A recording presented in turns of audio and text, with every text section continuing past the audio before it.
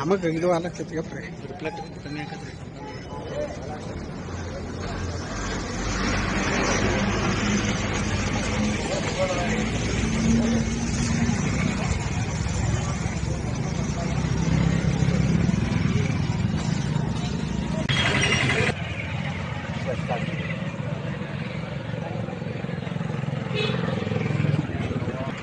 ಇವತ್ತು ಮಧ್ಯಾಹ್ನ ಕುಂಬಾರಳದಲ್ಲಿ ಒಂದು ಕೊಲೆಯ ಪ್ರಕರಣದಾಗ ವರದಿಯಾಗಿದೆ.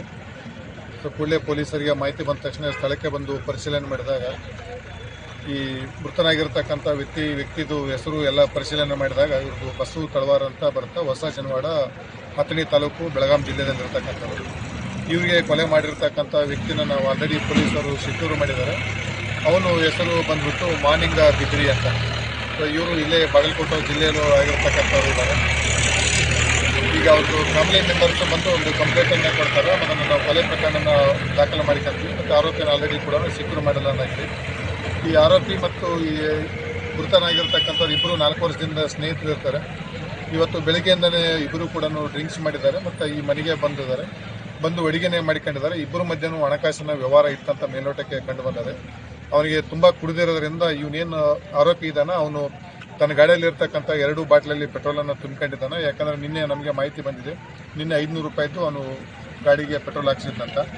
ಸೊ ಅವನು ಪೆಟ್ರೋಲನ್ನು 2 ಬಾಟ್ಲಿಗೆ ಹಾಕೊಂಡ್ಬಿಟ್ಟು ಅವನೇನು ಕುಡಿದು ಮಲಗಿರ್ತಾನೆ, ಅವನ ಮೇಲೆ ಪೆಟ್ರೋಲ್ ಹಾಕಿಬಿಟ್ಟು ಇಮಿಡಿಯೇಟ್ಲಾಗಿ ಬೆಂಕಿ ಎತ್ತಿರ್ತಕ್ಕಂಥದ್ದು ಇರುತ್ತೆ. ನಮ್ಮದು ಸುಪೋ ಟೀಮು, FSL ಟೀಮು ಸ್ಥಳ ಪರಿಶೀಲನೆ ಮಾಡಿದೆ. ಇದನ್ನು ಪ್ರಕರಣ ದಾಖಲು ಮಾಡಿಕೊಂಡು ಆಲ್ರೆಡಿ ಆರೋಪನ ಮಾಡಿದ್ವಿ. ಮುಂದಿನ ಒಂದು ಪೊಲೀಸ್ ಕಸ್ಟಡಿಗೆ ನ್ಯಾಯಾಲಯದಿಂದ ಮತ್ತು ನ್ಯಾಯಾಲಯಕ್ಕೆ ಅವನಿಗೆ ಹಾಜರುಪಡಿಸಿ ಮತ್ತು ನ್ಯಾಯಾಲಯದಿಂದ ಪೊಲೀಸ್ ಕಸ್ಟಡಿಗೆ ಅನುಮತಿ ಪಡೆದುಕೊಂಡು ಮುಂದಿನ ವಿಚಾರಣೆಯನ್ನು ಮಾಡ್ತೀವಿ. Thank you.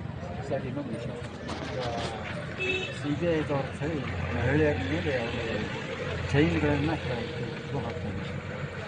ಇಲ್ಲ, ಇದು ಏನಾಗಿದೆ, ಇದು ಎಲ್ಲ ಕಡೆ ಆಗಿರತಕ್ಕಂಥದ್ದು ಅಟೆನ್ಷನ್ ಡೈವರ್ಷನ್ ಕೇಸ್ ಅಂತ ಹೇಳ್ತೀವಿ.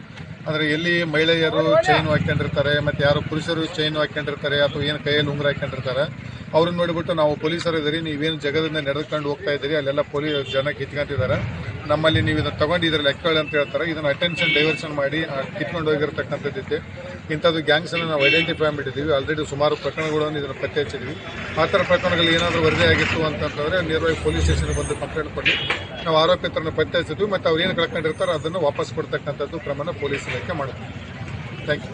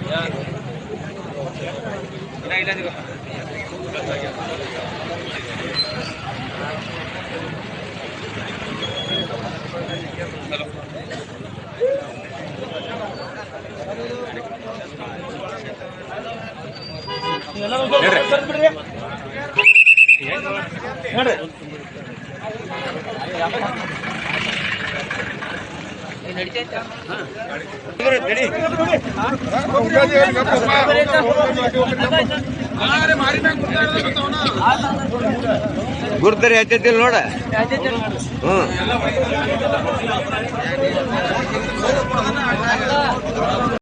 ಬಂದಮೇಲೆ ಈಗ ಅವರು ತಂದೆ ಬಂದಿದ್ದಾರೆ. ಅವರು ತಂದೆ ಒಂದು ಕಂಪ್ಲೇಂಟ್ ಅನ್ನು ಕೊಡ್ತಾ ಇದ್ದಾರೆ. ಅವ್ರ ಮೇಲೆ ನಾವು ಆರೋಪಿತರ ಮೇಲೆ ಕೊಲೆ ಪ್ರಕರಣ ದಾಖಲು ಮಾಡ್ತೀವಿ. ಮುಂದಿನ ತನಿಖೆ ಮಾಡ್ತೀವಿ. ಈಗ ಪೋಸ್ಟ್ಮಾರ್ಟಮ್ ವರದಿಗಾಗಿ ಅವರಿಗೆ ಹಾಸ್ಪಿಟ್ಲಿಗೆ ಕಳಿಸಿದ್ದೀವಿ. ವರದಿ ಬಂದ ಮೇಲೆ ಪುನರ್ ಏನಿರುತ್ತಾ ಅದು ತನಿಖೆಯನ್ನು ಮಾಡ್ತೀವಿ.